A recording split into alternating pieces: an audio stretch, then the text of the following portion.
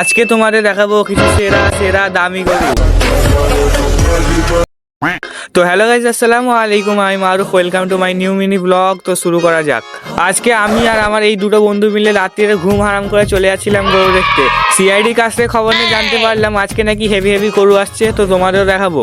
তো প্রথমে একজনের কাছে শুনলাম নাকি একটা পাগলা গরু আসছে, তো দেশ বিদেশ থেকে লোক জোগাড় করে নিয়ে যাচ্ছিলাম দেখতে। আর গাইজ ভিড় দেখো একবার, সবাই পাঁচিলে ফাঁচিলে যেখানে খুশি বসে আছে, মনে হচ্ছে ফুটবল টুর্নামেন্ট হচ্ছে। ওইসব ফালতু কথা বাদ দাও, কিছু মনে করুনি, সব মাথায় নাও। আর কি করছো গাইজ, ফলো করে লাইক করে দাও। বহু মিনিট পর গরুটাকে নামানো হলো, আর দেখতেই পারছো অনেক রাগী। নামাতে গিয়ে একজনের হাতে আঙুল ভেঙে গিয়েছিল, আর একজনকে ডাইরেক্ট ড্রেনেই ফেলে দিয়েছিল।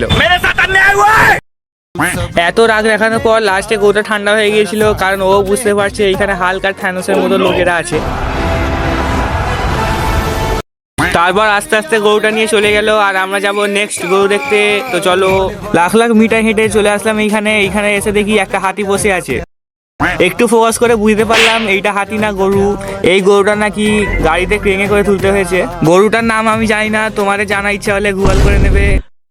এই গরুটা দেখতে দেখতে আর একটা গরু চলে আসলো, দেখো। আর গাইস, যা ভিড়, মনে হচ্ছে পশ্চিমবঙ্গে সব লোক গরু দেখতে চলে এসছে। ঠিক আছে, দেখেছো তো? ওখান থেকে জাস্ট 3 মিনিট পর চলে আসলাম এইখানে এসে দেখি এত লাইটিং, মনে হচ্ছে গরু বিয়ে দেবে। कैसा लगा मेरा मजाक?